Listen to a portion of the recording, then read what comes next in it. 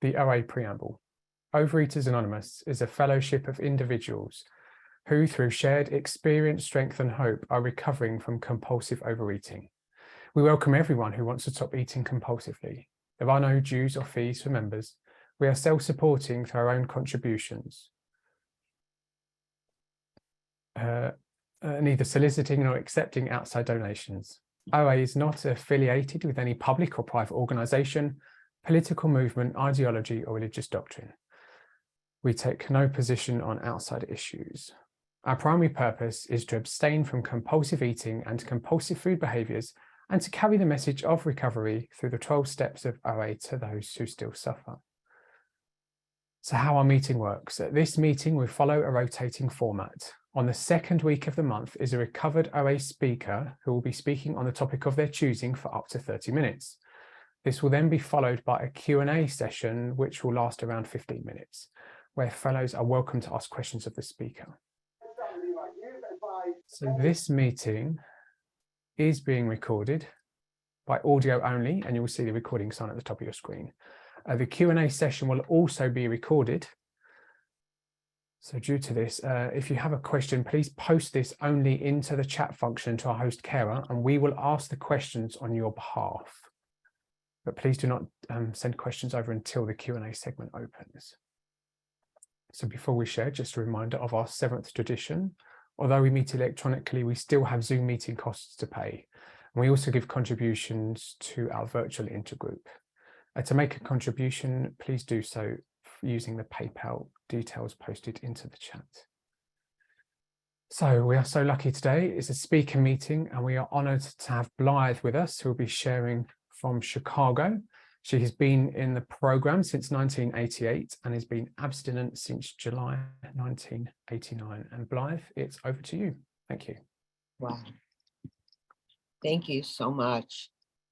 Wow. Hello, everybody. My name is Blythe, and I am a compulsive overeater, a bulimic, and anorexic, and recovered today by the grace of God and the 12 steps of the Fellowship of Overeaters Anonymous. An honor to be here, grateful to be abstinent every day that I am abstinent. I believe it is an absolute miracle. I do not take it for granted. I hope I never do take it for granted. It's been a gift that my higher power has given me. So if you know Gary, and I know Gary well, Gary's my buddy, and you were hoping to hear Gary, you know, my first thought is, oh my God, am I going to be able to fill his shoes? We love Gary, and he's terrific. And we say that we're from the same class, the class of '88. You know, we came in around the same time, although we're from different places. But then, you know, I just called my sponsor so she could remind me that I'm good enough and that what you think of me is none of my business and all the things that I still need to be reminded of 33 years later, because I am a compulsive overeater. I will always be a compulsive overeater. And thank God for the program, the steps, for you guys. So I have a roadmap today. I have a way to navigate. I don't have to live like that anymore. Like I feel like, you know, because I feel not good enough, or I feel not pretty enough, or I feel not thin enough, or I feel, I think. I don't have to live by that anymore. And I certainly don't have to eat over it. What a gift. What a gift. You know, if anybody here is new and you are suffering, I was suffering when I came in here. I did not have a smile on my face. I did not want to be here. If you were smiling, I did not like you. So I get it. But I kept coming back. And that's what I'm going to suggest that you do, because if you are a compulsive overeater of the hopeless mind and body, like I am, then you're in the right place, because just like the big book told us with alcoholics, there was not that we have a cure, but before this, there was nothing that removed the craving, It's the mental obsession, like the spiritual solution that we have here in the 12 steps. And I know from my first experience of being hospitalized in a psych ward. I was eavesdropping. My husband was in recovery and he was on a meeting, and I was eavesdropping, and I heard this one man get on and share, and he had been sober for, like, I don't know, 14 days. And he said, I just got out of the psych ward yesterday. And it brought me back to, I was in the psych ward in 1987. And, they confronted me about my eating disorder. They gave me a food plan. They said and did a lot of good, right things, but they didn't send me home with phone numbers. They didn't send me home with a meeting list.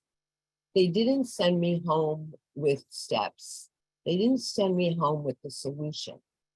And I got home because I manipulated my way out of there because I wanted to go home and I just had to appease them. And I got home with a food plan. And you guys probably know what I did.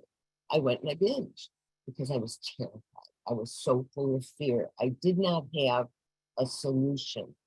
I had a food plan. Now, it starts with a food plan for me. I had to put down the food. I had to eat in a way that I hadn't ever done except since maybe I was a teeny little kid. Because I started acting out in this illness very early. But that's all I had. And that's not enough. My problem isn't food. Food is not my problem. Food is my solution. I use food. It tells me in the big book on the bottom of page 25 to blot out the consciousness of an intolerable situation. This is where my problem is. And that's why I use food. If I put the food down, I have a consciousness of an intolerable situation. What do I do with that? I don't know. I don't know what to do with that. I didn't know what was wrong with me. So when, after that experience in the hospital and things got worse, because they will get worse, this is a disease that progresses. My disease progressed, like, I'm sure I crossed the line when I was like 16, and I got here when I was about 38 years old. And it progressed into anorexia, which I never would have believed. I was 79 pounds at my body, and I should be dead. Well, I should be dead. I don't know. I'm not high. I would say I'm not dead, but it seems like I should be dead. And I was terrified. I was either binging my brains out or I was not eating at all. And I was a slave. I was a slave. And so let me go back a little bit to when I didn't know what was going on, and then how I came to learn what I came to learn because of these rooms and because of this program. At 14, I thought I was fat. No, at 10, I thought I was fat. 11, I thought I was fat. At 12, I thought I was fat. I don't even know if I was really fat. I thought I was fat. And I loved to eat. And at 14, I made a decision to go on a diet. And made a decision. It seemed like a really good idea. It's in the days of tweeting. And the decision we get to make in step 3, I got to make another decision here. I got like a second chance because I got to make a decision to turn my will and my life over to the care of God in these rooms. But at 14, I made a decision to take control. And what I was going to do is I was going to get thin. Because if I were thin, everything would be okay. I would be happy. You were going to like me. The boys were going to like me. Everything was going to be fine. I would feel okay. And I went on that diet. Excuse me.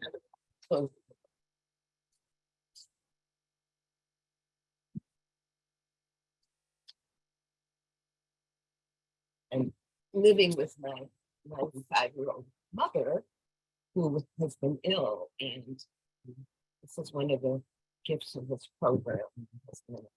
We're going to live with her and help her so she doesn't end up going to the home. Anyway, so I made this decision, and I didn't know. They told me later in treatment that that was the beginning of my ALS. I don't think anybody who decides to go on diet necessarily thinks ALS. That's what they said. That was the beginning. Because that decision was up here. And I was on a mission. And I was going to be thin, and I was going to get a boyfriend, and I was going to get married, and I was going to this, and I was going to that, and I. And it worked. Except it didn't. Like, it worked. I got thin. I got the outside stuff. I got the look. I put on the masks, you know? I got the boyfriend. He became the husband, you know? And then I became a teacher, and then I had a baby, and then I did all these things that I was supposed to do. And I kept doing things to try to be happy, and I was never happy. I did not know why. I felt less than. I felt different. I felt like I had, not I felt like I had secrets. I was walking around with secrets, and I wasn't telling anybody the truth, whatever that was, because I wasn't telling myself the truth. I didn't know what the truth was. I didn't know what was wrong with me, but something was wrong. And I didn't know how to get out of it. So, you know, I did what we did in the 70s. I got all the self-help books, and I found all these cool counseling kind of groups, and, you know, transcendental meditation and co-counseling and all these different things, Gestalt and blah, blah, blah. And I did all that. And I never told anybody that I binged and I purged. And that was something I started to do at 16. I discovered that at 16 years old, and I thought, now, this is great. I can eat whatever I want, and I can be skinny, because that's the only thing that was important. How insane is that? You know, I have a daughter. I have a daughter. I'm 24, and I have a daughter whom I love and adore. She's now 48, I think. And it's so humbling, I guess, to admit that as much as I loved my daughter, I couldn't stop doing what I was doing, binging and purging, when I was pregnant. I understand heroin addicts. I understand people who addicts who can't stop doing what they're doing, because that's what addiction is. I couldn't stop obsessing about my weight.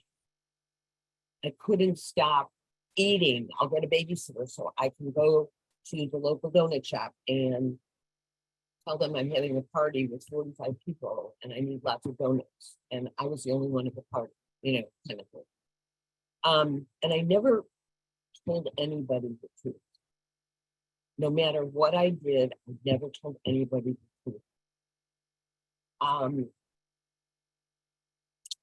So I was married. My husband became a doctor, and I was going to be a doctor's wife who's going to take care of me for the rest of my life. And I lived in a beautiful home in Colorado, and I skied in the winter. I taught aerobics, and I did, you know, on the outside, everything looked good. And I had a disease that I didn't know about that was progressive. And I guess it worked until it didn't work anymore. Now, I did get into other drugs and alcohol. That's not for this fellowship. But I just mention it because it could be a yet for people. It could be I mean, the way this illness has manifested itself in me is in lots of different things. And I did not feel okay with life. I did not feel okay, period. I wanted to feel different. So if you were going to give me a drug or a chocolate or a fill in the blank, whatever it is to feel different, I was going to take it. I guess I say that, like maybe I would be a little more cautious, but I did not like the way I felt. So I'm living this life and I'm doing what I do, which is basically start my day, get on my scale, how much do I weigh? The whole day is all about, it's just about that. But I'm functioning. I'm a functioning compulsive overeater. I'm doing what I do. And I find myself in the parking lot of a fast food restaurant, or in the parking lot of, a Dairy Queen or whatever, someplace like that. I'm sitting in there in a car alone with my food. Or I find myself in my home all alone with the shades down so nobody could see in. My daughter's at school, my husband's at work, and I'm with my food. Now, am I happy? No. I'm pretty miserable, And I ended up, like I said, in the psych ward. And like I said, when I left the psych ward, I didn't have a program. And so I just continued to do what I did. I went into treatment. Oh, this was the thing. They wanted me to go into a 12-step treatment. And I said, I'm Jewish. I'm not going to do that. That is too Christian. No way. And thank God I ended up in a 12-step program. I ended up in treatment. I was in treatment for 4 months. I got out of treatment. I still couldn't put the food down. But in 1988, June of 1988 was my first OA meeting. And I started to hear things like, this is not your fault. You're sick. This is not your fault. You're not bad. You're not stupid. You're not whatever you think you are. You're sick. You're very, very sick. And you can't control any of it. There was so much shame in that I couldn't just eat 2 M&Ms. I had to eat 10 pounds of M&Ms. There was so much shame in that. So first I found out that it wasn't my fault. That was a relief, and that I was sick. And then I started to go to these meetings, and I go into treatment. The day I got out of treatment, my husband at the time filed for divorce. So now I'm 38, emotionally, maybe I'm 12. I end up going to live with my parents. They live in Chicago. And I don't have a home. I don't have my daughter. God, literally, God is my higher power. I will say God, so I don't offend anybody. Took everything. I had to be broken. Rip the masks. He had to take the material things. My husband literally sent me on an airplane with $1 in my wallet, sent me from a ski trip in Colorado to Chicago to my parents, and basically said, I'm done. And so I was at my parents, and I got out of treatment, and I'm still binging, and I'm purging, and I'm binging, and I'm purging, and I'm getting skinnier and skinnier and skinnier. And I can't stop. And I'm terrified. And I'm full of self-pity. This man who was going to take care of me for the rest of my life, did what 12 and 12 talks about, we're going to grow up and how we depend on somebody, and all that stuff. And I went to meetings every day. I had nowhere else to go. I went to meetings, and I was able to be honest. I was able to say, I am angry. I don't want to be here. I'm not willing. Don't tell me I need to be willing, or tell me I need to do the work. I don't want to hear it. And a woman came up to me. This woman is my sponsor still today. She came up to me and she handed me her phone number, and she said, Blythe, call me. She thought I was going to die. Told me to call her. And I did. Thank God I called her. And I didn't ask her to be a sponsor because I didn't want a sponsor. I didn't want to be told what to do. I really was not willing. I was so angry. And I didn't want to have to be here. I didn't want to be like you people. Like, this was so not cool, you know? I spent my whole life trying to be cool, and this is so not cool. And, you know, all that BS. And so she said to me, I said, I can't stop binging.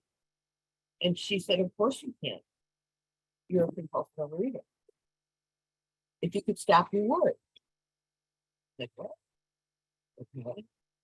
So what do I do? Go to meetings. She talked about God, talked about spiritual stuff. Again, I can't stop binging. I can't stop binging in person. Of course you can't. You're a bulimic. If you could stop, you would. You don't have the power.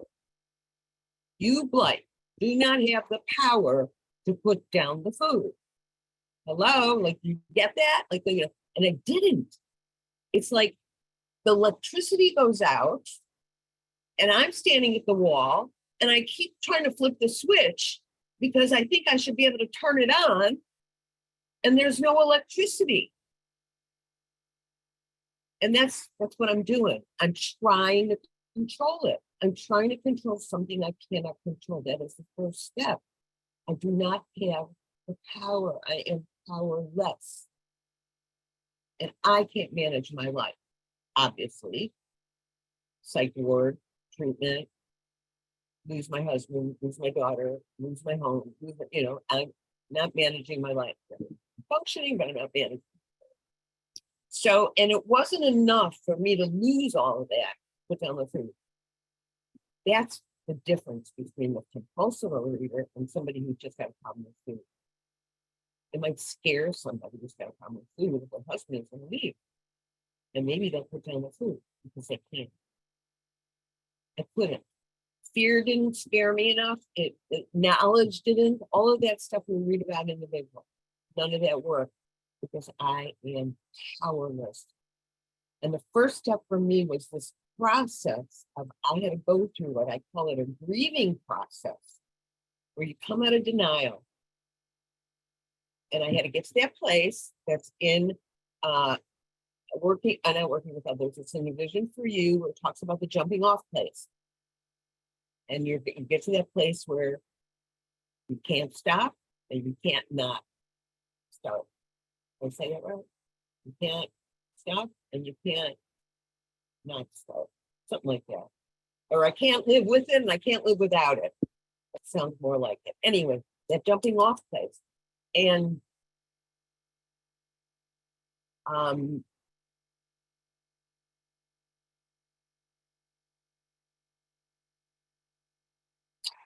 okay.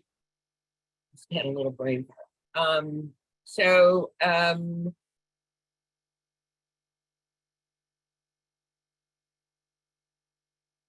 Okay, I really just lost my train of thought. So let's see if we can get back to it. So I'm living in my parents' house, going to meetings every day. I'm able to be honest.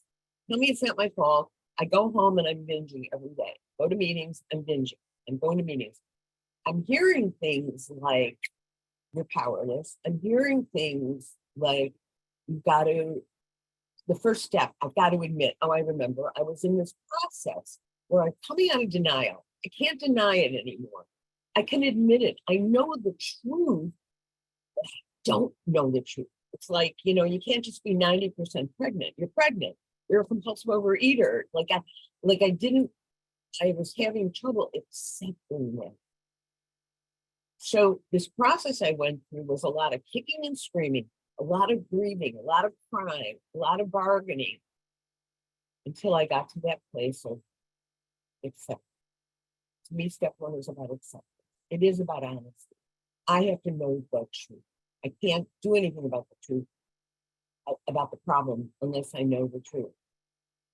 But it was this process of, I had to get to that place of surrender and throw up my hands. And I was in my bedroom at my parents' one night. I feel bad some of the people here listening at the same time. So I can't think of any other way to say it except the way it is. So I got all my food, I'm doing my binging, I'm purging and binging. It's 3 o'clock in the morning. I want to go to bed. I'm so tired. My food is calling me, and I got a binge, and it's calling me, and I got chocolate, and I hope we can talk about food. I know, okay. Had all my goodies under my bed, at the grocery store, and I'm so tired. I just want to go to sleep. And the food is calling me. And I go, oh, that's what they're talking about. Phenomenon of craving. I can't stop. And I was at that place where I wanted to stop and I couldn't. Like I didn't get it. It had to go from here to here. It wasn't enough just to be here. And my mother in the next room, who had been going to Al-Anon, walked in my bedroom. I don't think she really did that any other night. That night, she walked in my bedroom, she put her arms around me, and she said, Blythe, God will take care of you. And I heard her, you guys were telling me, God will take care of you. You guys were talking about the second step, that there is a God, a higher power that's going to restore me to sanity. I didn't think I was insane. I didn't, or I was always insane. I never was sane. So I wouldn't know what being restored to sanity looked like. Now I know today that sanity is making a decision based on the truth. So insanity is making a decision based on a lie. So I made decisions based on the lies that my disease told me. And I did not have the power to do anything differently. And the only thing that could stand between me and that decision I make is a higher power of these steps. That's my only defense to see the truth. As painful as sometimes the truth is, I need to see the truth so I can make a decision based on the truth. And the truth is, if I put that cookie in my body, half of a cookie, I'm going to trigger an allergy. And I don't know how many more cookies I am going to need to eat because I can't control the amount once I start. Then maybe I could put it down for a while and wait until it. Then I've got the other problem, and that's the mental obsession. And I have no control over that mental obsession. Or it's going to come along one day and say, you haven't had a cookie in 2 weeks. You haven't had a cookie in 33 years. You can have a cookie. I don't want to make a decision based on a lie. I need a higher power so that I can see the truth. That's my only defense. So she puts her arms around me. She says that to me, and I hear her. I took step 1 and 2 in my bedroom at 3 o'clock in the morning. That was my step 1. My step 2, the next day, I followed a food plan that I had for a year, but I couldn't follow. And I followed it 1 month, and I followed it 2 days, and then I followed it 10 days, and I followed it 10 years, and I followed it 40 years. say it like, I hope I could be somewhat humble. I don't know what humility really looks like because I, this is all new to me, humility. I didn't know what the word meant. The first time I went to a meeting and they said, topic is humility. And I was like, get me a dictionary. I need to know what it means, because I wanted to sound good. Very humble, right? So something happened. And the only thing I had been doing was going to these meetings. And I was honest with you. I was honest with this woman. Now I was ready to do the steps. Now I wanted a sponsor. And I started to do the steps. And I made a decision. I know today that that decision that I made is totally the opposite of the decision I made when I was 14. That decision wasn't to take control. The decision was to let go. And I decided that I was going to do the rest of those steps. Because to me, that's what I've learned. The third step simply means I'm going to take action and I'm going to do the rest of those steps. Because I don't know yet what that looks like or what his will is or any of that. I have no clue what that looks like. I haven't walked around, I haven't walked on this earth sober since I was, maybe 10 years old. So how do I know what that's supposed to look like? I have no clue. So I had to do step 4 so that I can see what's blocking me from this higher power who's going to restore me to sanity, who I am going to have a relationship with. Because that's what this is about. That's the message I am supposed to carry. The message is that if you do these 12 steps, like I did these 12 steps, you will have a spiritual awakening, like I had as the result of these steps, which is simply that I've changed. And I needed to change. My mother didn't need to change. My husband didn't need to change. My job didn't need to change. Where I lived didn't need to change. How much money I had didn't need. None of that needed to change. I needed to change. The problem was me.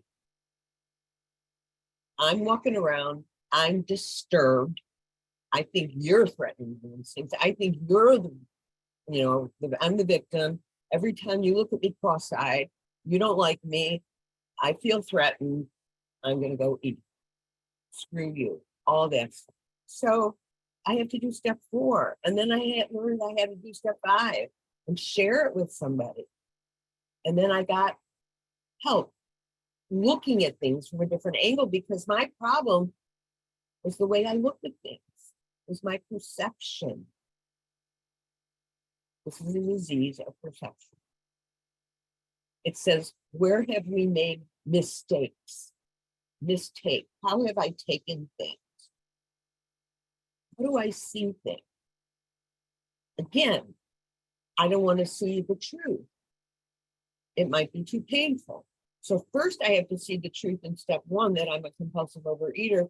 Now in steps 4 and steps 5, I got to see another truth. And that is that I have these defects of character, that I am responsible for me. And I am not a victim, and I need to grow up. And then there's 6 and 7. And I love 6 and 7 because I love that it's part of step 10, which means I get to do it every day. I need to do it every day because I don't have the power to change me. I don't have the power to put down the food. I don't have the power to be honest. I don't have the power to forgive you. I don't have the power, fill in the blank. I need God. And 6 and 7 is where I get the willingness to ask God for help, to remove my defect, which is keeping me miserable, which is going to put me back to the food, and start to learn about humility, the word that I didn't know. And it's just so simple, really. It's not easy, but it's so simple. As simple as just wanting to do God's will, getting right sides, wanting to be what God wants me to be, not what you want me to be. not what I want me to be. It's something bigger. It's something outside of myself. This has been a process. This has taken a long time for me to see the things I've needed to see. So I do 6 and 7. I get to make amends in 8 and 9. That was my least favorite steps. They still are my least favorite steps. I do not like to admit. My husband and I, we both have all these years of recovery, and you should see us when we're going. Who's going to shut up first? Who's going to say I'm sorry first? Who's going to admit I'm wrong first? We're both like, he does his meeting and I do my meeting, and then we come back and we're like, we did it again. You know, it's really hard, and I'll never be perfect. And I guess that's okay. Whatever perfect is, I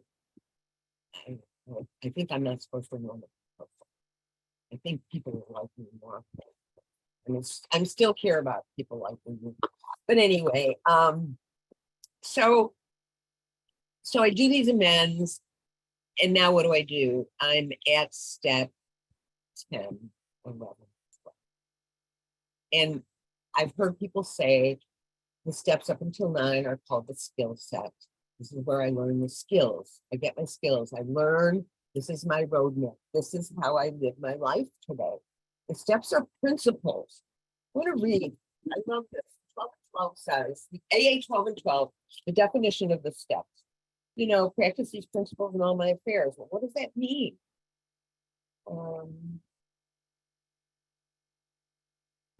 Tells me in the 12 and 12 that steps in the forward, and it says that AAs, I'm going to say OAs, 12 steps, are a group of principles, spiritual in their nature, which, if practiced as a way of life, can expel the obsession to overeat, in our case, and enable the sufferer to become happily and usefully whole.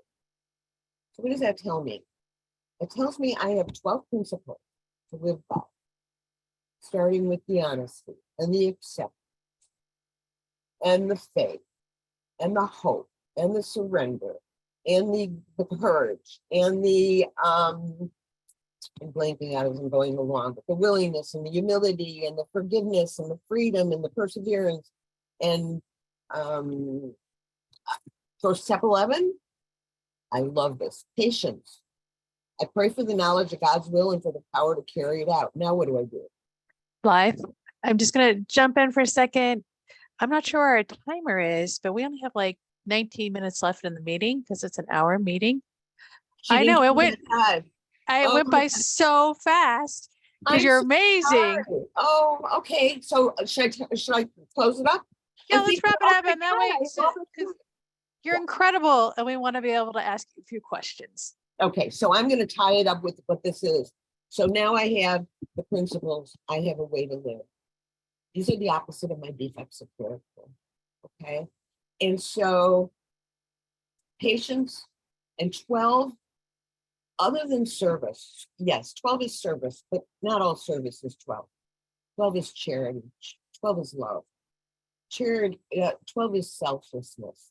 Self is living and doing things for God, for my fellows. That was not me when I came in. Why don't I tie it up with, and I got the 12 and 12 right here, and I'm going to tell you. So 10, 11, and 12. These are the steps I live in every day.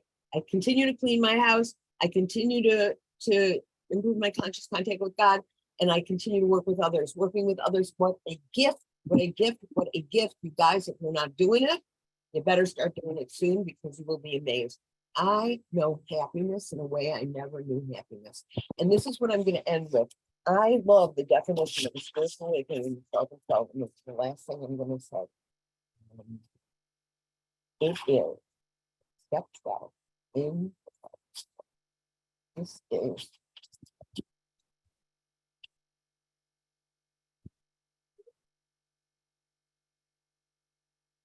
okay. When a man or woman has a spiritual awakening, the most important meaning of it is that he has now become able to do, feel, and believe that which he could not do before on his unaided strength and resources alone. He has been granted a gift which amounts to a new state of consciousness and being. He has been set on a path which tells him he is really going somewhere. Life is not a dead end, not something to be endured or mastered.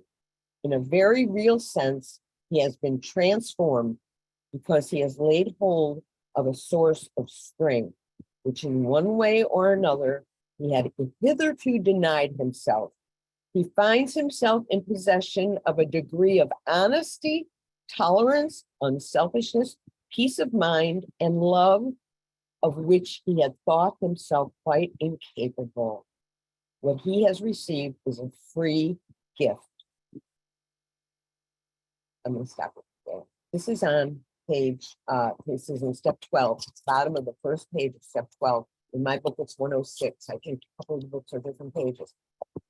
I'm going to end with it there because I never would have believed that was possible. And I am here to tell you that it is possible. And I want to say I had nothing to do with it. I have people who say you had something to do with it, Blythe, but all I did was spend a lot of years doing what I did, and that got me here.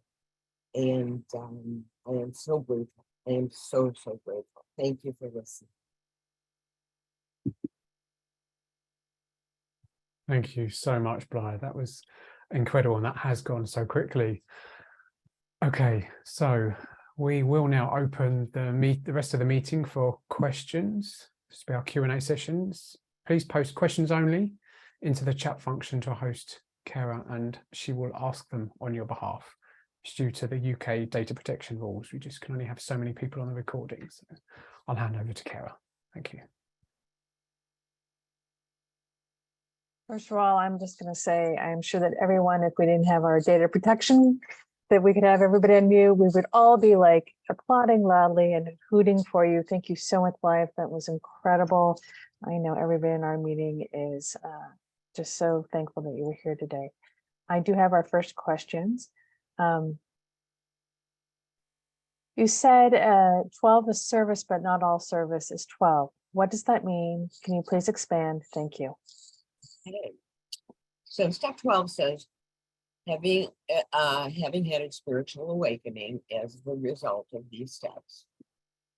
And that tells me I've done all the steps. And I've had a spiritual awakening is the first part of 12. And then it says we try to carry this message to other compulsive overeaters. That's where I go and I start to sponsor, or I go and help newcomers, or I do whatever. And then we practice these principles in all our affairs. So sometimes early on in recovery, we do service, because if I have 4 days and a newcomer walks in, I could reach out and help her. I can go and talk to her. That's service. That's not 12 steps. I could set up chairs at a meeting. That's service. But I don't think of that as the 12th step. I think of the 12th step in the 30s, when Bill talks about he went to Bob, and then they went to Bill D, and then they went to the next person, and then the next person, and they went to hospitals, and they did 12-step work. They were carrying the message.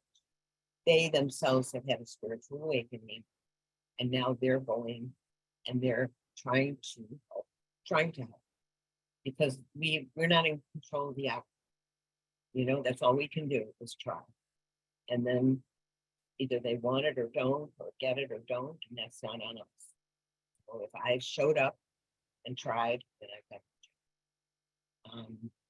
So that's what I mean by that. I hope that explains. Thank you so much. And as a reminder, feel free to put your questions in the chat and I'll be happy to ask them on your behalf. Our next question is, what would you tell a 15-year-old going through it? That's a tough one. A 15-year-old who is asking for help, or a 15-year-old who is not asking for help. There's a difference. A 15-year-old who is my daughter, or a 15-year-old who is my student, or a 15-year-old who is your daughter. You know, I think there's some things that would depend on. I've seen some young people come to our meetings, and I've yet to see any of them stay. I don't know about any young people having good recovery that young. That it may be there, I just don't know. But still, they're pretty young. And I think if a 15-year-old wants help, I would be telling them the same thing I would tell anybody. I would share my experience. I would say, when I was 15, this is the way I thought. This is what I did. Maybe she could identify. And then I could tell her what happened. You know, how, you know, this is in the 12th step is where you do like the drunk one. This is where you get to say all the stuff that happened, because then the person can identify.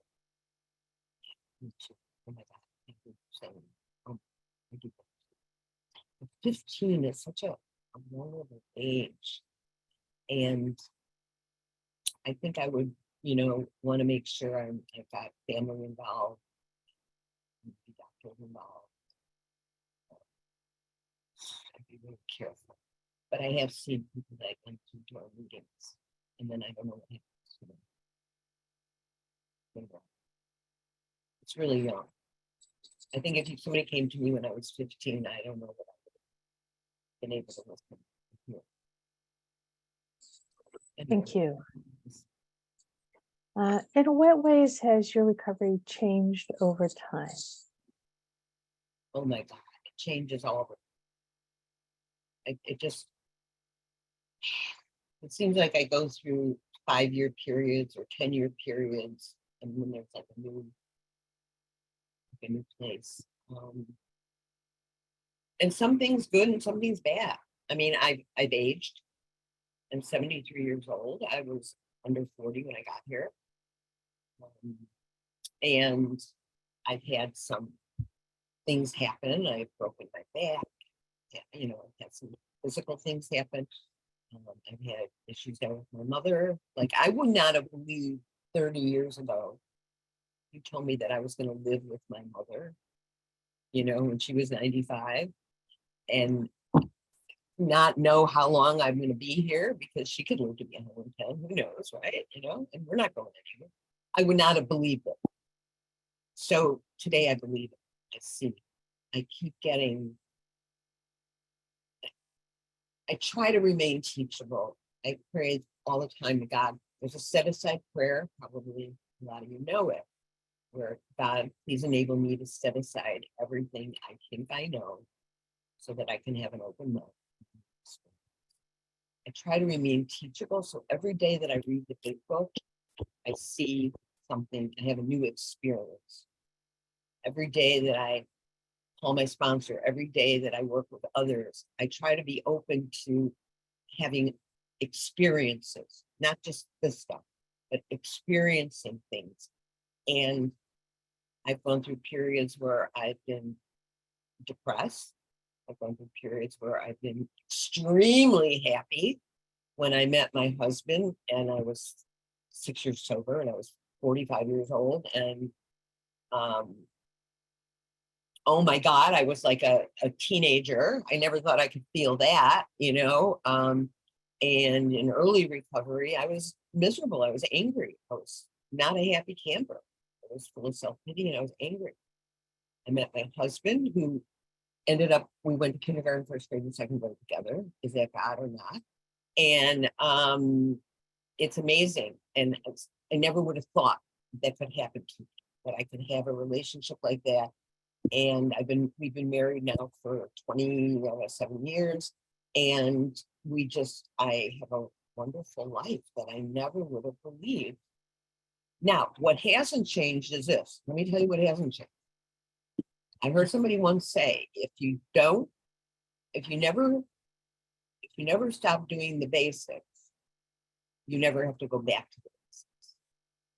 Don't stop doing the basics. These are the basics for me. PMSSS. Okay, it's a little thing for women group. PMSSS. Okay. P, prayer and meditation. I don't dare start my day without prayer. I don't dare end my day without prayer. And all through the day, I seek God. This is about a relationship with God. This is what I try to help a sponsee with. Find a relationship with God. Because that's the relationship that is going to be everlasting. And, that's where it's at. All right. M, I go to a meeting. I still go to meetings every day. With Zoom, it's real easy. I'll be going to another meeting after this. I love Zoom. S, I live in the steps. I do the steps. What step am I on? I'm on all the steps. I think of the steps as being circular. They're not linear. They keep going. I get back to one. I start pinging and sponsoring through. We're going again. Here we go. Back to one. Here we go. I got to remember my first step every day. I call my sponsor on a regular basis. I don't call her every day anymore, but I call my sponsor on a regular basis, and I do service, all kinds of service, but a lot of step 12s, a lot of work with others. If I do that every day, there's a good chance that I'm going to go to bed at night abstinent and happy. Not just abstinent. Abstinent is not enough. A drunken horse thief puts on the alcohol and he's still a horse thief. I don't want to be a horse thief. But I will tell you, I didn't get to be not a horse thief overnight. It took years of kicking and screaming. And I'm so grateful that I had people in my life who said, I said, you don't want to be with me. I'm in a terrible mood. They go, no, we want to be with you. Come join us. Let's do fellowship. We love you. That's what you guys did and do. So I got to be real, and I didn't know how to be real. And I had to learn that here. So, yeah. So things, they keep changing, but there's certain things I have to do every day. And I hope I don't ever forget that. I hope I don't stop, because I don't know, but so far so good. Anything else? Well, that will bring us towards the closing of our meeting. I'm going to hand it back over to Alan to wrap us up. Thank you, Kara, and thank you again, Blythe. Wow, powerful message of recovery. And we really appreciate you stepping in so last minute. Really, really appreciate it. You've helped so many people, and this recording as well will help even more. Okay, unfortunately, that has brought us to the end of the meeting. The chat is now opened, but as I've just posted, for numbers and outreach, please feel free to share your numbers. And if you are an available sponsor, please also indicate this as well. So if you are new or just have questions, we do have a newcomer hub at the end of this meeting where our newcomer greeters will be happy to have a more informal chat with you and answer any questions that you have. So if you'd like to join that, please stay at the end of the meeting and raise your hand electronically, and we will add you to that breakout session. We also have a WhatsApp group linked to this meeting. If you'd like to join it for fellowship between meetings, then that I believe will be posted also shortly in the chat by somebody. And that is it for the announcements. So we'll close the meeting the same way we always close a New Freedom Big Book study, by reading the 12 promises of recovery as laid out in the Big Book, beginning on page 83, if we are painstaking, and ending if we work for them on page 84. Blythe, do you have your book to hand, or I think they'll be screen shared? Are you happy to read those for us? I do have my book. I think they're screen shared as well. Okay, the promises. So are you asking me to read them? Is that what I'm getting here? Yes, please. Thank you. I'm honored. All right. These are the promises on the bottom of page 83 of the Big Book. If we are painstaking about this phase of our development, we will be amazed before we are halfway through. We're going to know a new freedom and a new happiness. We will not regret the past nor wish to shut the door on it. We will comprehend the word serenity, and we will know peace. No matter how far down the scale we have gone, we will see how our experience can benefit others. That feeling of uselessness and self-pity will disappear. We will lose interest in selfish things and gain interest in our fellows. Self-seeking will slip away. Our whole attitude and outlook upon life will change. Fear of people and of economic insecurity will leave us. We will intuitively know how to handle situations which used to baffle us. We will suddenly realize that God is doing for us what we could not do for ourselves. Are these extravagant promises? We think not. They are being fulfilled among us, sometimes quickly, sometimes slowly. They will always materialize if we work for them. Amazing. Amazing. So thank you everybody for joining us today. It's been so lovely to have you join us. So our meetings do recur on a weekly basis on the same time, on the same link each week. So it's every Wednesday, 7:30 UK time. Convert that to your own time zone. May your higher power bless you and keep you until then. Can we stop the recording, please?